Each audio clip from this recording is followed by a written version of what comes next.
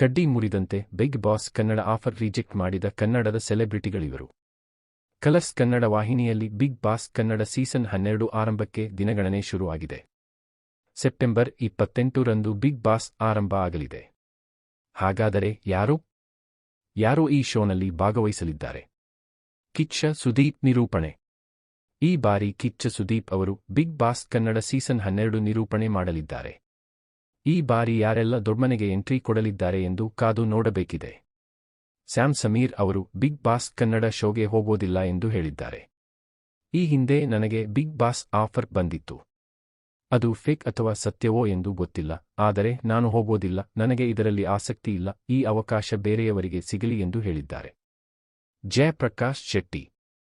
Big boss Kannada season 12 offer ಬಂದಿದ್ದು ಸತ್ಯ, ಆದರೆ ನಾನು ಹೋಗೋದಿಲ್ಲ ಎಂದು ಸುದ್ದಿ ನಿರೂಪಕ ಜಯಪ್ರಕಾಶ್ ಶೆಟ್ಟಿ ಹೇಳಿದ್ದಾರೆ. ಶ್ರುತಿ ಹರಿಹರನ್.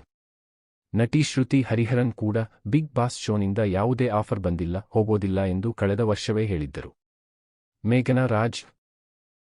ನಾನು ಬಿಗ್ ಬಾಸ್ ಕನ್ನಡ ಮನೆಗೆ ಹೋಗ್ತಿಲ್ಲ ಎಂದು ನಟಿ ಮೇಘನಾ ರಾಜ್ ಕೂಡ ಸೋಷಿಯಲ್ ಮೀಡಿಯಾದಲ್ಲಿ ಮಾಹಿತಿ ನೀಡಿದ್ದಾರೆ. ಅನಿರುದ್ಧ ಜಕ್ಕರ್.